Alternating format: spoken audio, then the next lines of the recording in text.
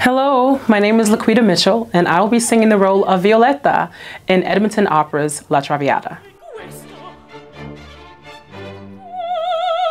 The plot of La Traviata begins at a huge party, and it's at Violetta's home. Violetta is the toast of all of Paris. She is a courtesan. She speaks many languages, she has many suitors, and she meets a guy, a lovely, young, handsome man who sparks her interest. Again, she has many, many, many suitors and many, many men wanting her, but there's something about this guy, Alfredo, that she is intrigued by. And she, against her better nature, she decides to take a go for it and to actually take him up on his request of seeing him. They live together for a few months. They're awesomely happy. And then the trouble begins, in which Alfredo's father, Germain, would like her, Violetta, to break things off for his son, Alfredo, to be caught up with a woman of that stature.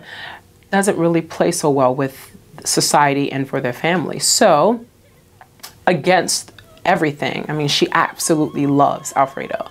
Against it all, she decides to oblige Papa Germain, and she breaks things off with him by writing him a letter, and she goes off to a party where she can try to take her mind off of things and get away from Alfredo. And lo and behold, Alfredo, he turns up at the party. He comes to the party and they have a bit of words that are exchanged, and he completely embarrasses her in front of all of society, and it brings her to her knees, literally. She actually says to him, "In time, you'll know why I did what I did." And we end, I guess, Act 2 with Alfredo and the Baron having a duel because they both have gotten into a fight at this party.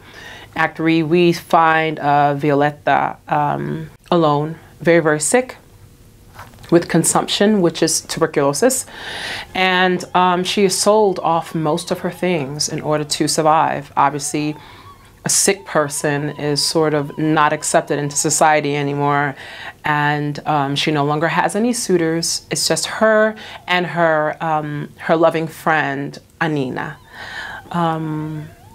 She reads the letter that Germain has written to her about Alfredo and about the love that he does still have for her. And she holds on to the hope of maybe one day seeing Alfredo again. And towards the end of the opera, he does appear and he comes back. And it's as if he never left. She's so incredibly excited to see him, and so is he, excited to see her. And they sing a beautiful, beautiful duet, Parigio Caro.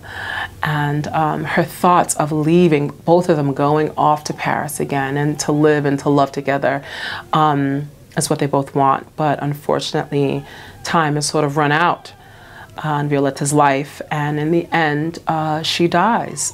She dies of consumption. And that's obviously when the lungs are being filled with water. And yeah, she dies at the end. So it's one of those tragic, tragic, tragic Verdi operas, and it's one of his greats.